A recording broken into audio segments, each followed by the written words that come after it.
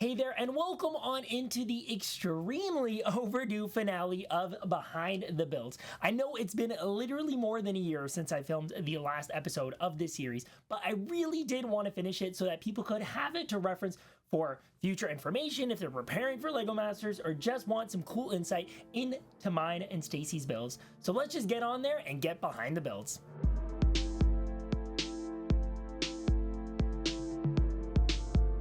Episode 8 was called Wrecking Balls to the Wall, and with 9 hours we had to build a castle based on a randomly selected minifigure. This challenge was quite unique because it actually had a way for you to get immunity, which is not something you see often on LEGO Masters. All you had to do was build the tallest castle and you were safe from elimination.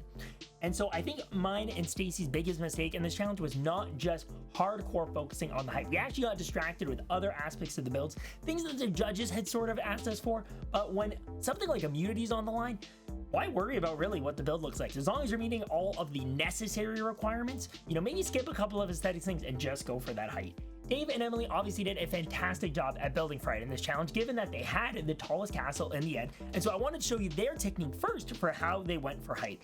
So they essentially built these little snot modules, which have stud snot on top bricks on the sides here. And that allows you to basically build out these little modules, create lots of surface on the side for you to put details on, and then stack these modules together to quickly get height. And the nice thing is that you can actually interlock across these layers for a little bit of extra strength as well. So a really, really great method for building vertically really quickly and then being able to decorate it nicely afterwards. And then of course you can cut it off at any time as well. And that same thing actually goes for the method Stacy and I use, which is sort of this crisscrossing support structure method where each section is a little bit of a different thickness or a different width of square. And so what we did was we built these different modules that went over top this cross section. And so we could build, let's say, the bottom of our castle, slip that over, be done. Then we can add another layer, slip that over, and be done. And it's a little bit smaller, so they all kind of fit within each other. And the idea behind this was that we could kind of keep building for as long as time allows, and then whenever we ran out of time, we would just cut off a layer and, kind of cap it there. So, and the great thing is, too, that if you plan carefully, you can actually add structuring with some brackets on the inside to make it nice and strong as well. For episode 10, we had 12 hours to tackle the Marvel Masters Challenge, where we needed to recreate an epic action scene from the Marvel Cinematic Universe. Marvel Masters was definitely an exciting challenge to get, but a bit of a complicated one given that we had one specific camera angle of a given scene to build. We had no choice in the scene, no choice in the camera angle, so we just had to work with whatever we got. And that was not an easy thing to do. The nice thing about a challenge like this is that you don't actually have to do a full and complete build. You can actually cheat in a lot of different ways. So for example, our wave, the back of it was a total mess, just like it is with this mini build. All that matters is what people see from the front. And the cool thing is you can even take this further in a lot of different ways. And I know every team kind of took advantage of this aspect, is that you can actually hide things that are behind or out of line of sight of your one shot. So for this mini build here, Shang-Chi kind of looks like he's floating because when you're looking at it from straight ahead, you can't see the support sticking out of the back. I know Brendan and Greg used aspects of this to have Thor achieving that kind of lightning and thunder, striking down thing. Dave and Emily did something similar with, forced perspective, where they could have a clear support supporting the character because you knew you wouldn't actually see the support when you were looking at the, one shot of their build. So there's a lot of ways to get creative and save time with a challenge like this, which I think is a great takeaway when you have a specific need for a build like this.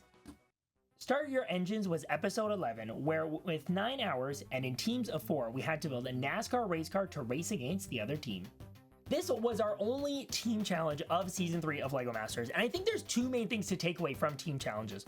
One, it's probably not going to be an elimination challenge if there's teams involved. So while I'm not saying throw all caution to the wind and completely blow it, chances are you can, have a little more fun, be a little more relaxed, and just really enjoy the challenge for what it is, and not worry quite as much about elimination. The other thing that I would say to take away is you want to lean into the other team's strengths. Me and Stacy, we are pretty good with technical building, but I think this was quite an exceptional challenge in terms of we were literally driving this car around a track. So I knew I wanted to lean into Brendan and Greg's amazing technical knowledge to kind of take the lead on what the structure of our build was going to be. And then it was really great in that they were cool with leaning into mine and Stacy's skill in making builds colorful, fun, vibrant, really, really exciting and to look at. And so I think we really complemented each other well in this challenge. And while we didn't win on aesthetics, it was great that in the end, our build held up for the entire race. And even though the stakes were basically non-existent in this challenge, it was really nice to just have a challenge where we felt like we did really well. Episode 12, or the semi-finale, was Waterworks, where we had 10 hours to build a working water fountain in which the water needed to make Lego move. Oh, the water fountain challenge. Honestly, still one of my least favorite challenges, even though we won it. I honestly can't believe we somehow figured out a way to win this challenge. But I do think what ended up being our success in this challenge was realizing the water aspect was very, very difficult, and therefore focusing, okay, how can we keep this as simple as possible otherwise?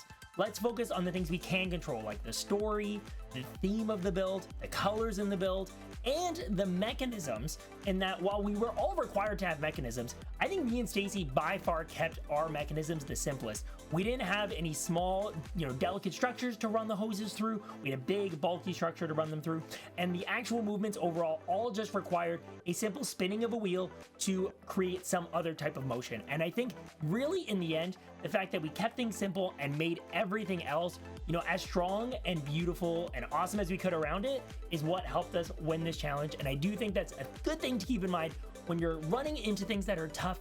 Try to figure out a way to keep things as simple as possible. If you do want a bit more of the technical aspect though of what our mechanisms are, please refer back to my previous behind the builds video where I dive into some of the techniques that I use to create the motion you see in this challenge. Episode 13 was the finale, and with 24 hours, we had to create an epic master build. And of course, it was our master build, Imagination, that won us the title of Lego Masters, which is still so surreal. But the cool thing is, looking back at mine and Stacy's build, as well as some other builds from various versions of Lego Masters around the world, I think I've noticed that there are two main styles of builds that typically get the W in Lego Masters. Those two styles are a canvas style build, which is the kind of build that mine and Stacy's is, and then there are epic scene styles of builds. I'm going to show you a few examples. Let's take a look. First up is the winning build from Season 1 of LEGO Masters Australia by Henry and Kate, which falls under the epic scene category. Right away you can tell an epic battle is taking place, with a few icons that are easy to spot, like Poseidon, an ancient sea vessel, and a sea serpent, all beautifully presented on well-colored and sculpted brick-built waves. Another great example of the epic scene is Mark and Steven's winning build from LEGO Masters US Season 2. You have a giant mystical creature that's extremely well built, the Warden of the Woods, striding through a fantastical forest with water that feels alive thanks to the motion around the lights. And a really stunning example of a canvas style build comes from one of the winners of LEGO Masters Denmark, where they built a wall, which may sound boring, but acts as a beautiful canvas for some super cool replica builds with the wallpaper, flower vase, and picture frame. And going even further, even acts as a canvas for a cat, discovering an amazing hidden world of minifigures living inside the wall. The final example I have here is of course mine and Stacy's build. I was very lucky to actually be able to film some footage while I was at Legoland New York of our build, so I'm going to do a little kind of guided tour of the build and talk about why I think various elements of our build helped it to become a winning LEGO Masters build. And here it is, our life-size bookshelf coming to life. Now you might think a bookshelf is something really boring, but the bookshelf is just a canvas for stuff that's really fun and gonna get people excited. Like a cute little picture frame of a family, an awesome little Lego organizer with a little corgi on top, little minifigures coming to life, a book with vehicles from our past challenges coming to life as well. Our build based on our childhood Lego sets there. You've got a comic book with the superhero bursting out of it through the side of the bookshelf, really kind of bringing some life and energy to it. Then you have some fun things that, we all had as kids, sports trophy, a torn up teddy bear, an Etch-a-Sketch. Then you've got the TV, which actually had a really cool little motorized function with a little gaming controller, and even a tiny mini version of the whole build on top of that. And then you come over to the side where we had a pretty well-built skateboard, and the wheels even spun on it. And then you have a fun little poster hanging off the side with a cat and mouse kind of peeling themselves out of the poster. So you can see sort of the shadow of them on the poster itself. That's a reference to our mini golf build. And then on the back of the build, we even got some fun things in there, like that sock that you always lose behind the cupboard, some crayon drawings as if your little brother or sister snuck back there and drew all over the back of your dresser, and then just some fun little things like some little carvings there as well. And then on the side, you've got those glow-in-the-dark stars that we always had slapped all over our room. And I think when you really kind of step back and look at this, you know there's something really, really fun and kind of imaginative happening here, and you just want to get up closer and look at all the details that we just explored. If I had one critique for our finale build, it would be that we forgot to look at it from their perspective of being on the raised platform. We actually thought the bookshelf was going to be displayed on the floor for the finale, but they had us put it up on a stage about halfway through, and there was a big gap on the middle shelf that you didn't really notice when you were looking at it from above, but you could definitely see when you were looking at it straight on. And I do think it wouldn't have been too hard to build, like even just some sort of box to kind of boost up some of the other builds in there to fill in the space, but what can you do? You always run out of time on LEGO Masters. Otherwise, I do think I was really, really happy with everything we put together for the finale, and hopefully you guys enjoyed getting a little bit of a closer look at it as well. And then otherwise, this is pretty much the end of our Behind the Builds series. I hope you enjoyed getting some really cool insight into some of the building techniques and strategies and things that just worked and didn't work on LEGO Masters, and hopefully you can take that forward into your own LEGO Masters journey someday. So thank you so much for watching. If you have any questions, of course, don't be afraid to message me, email me, whatever. I'll be happy to answer them to the best of my ability. And otherwise, just get out there and hit the bricks.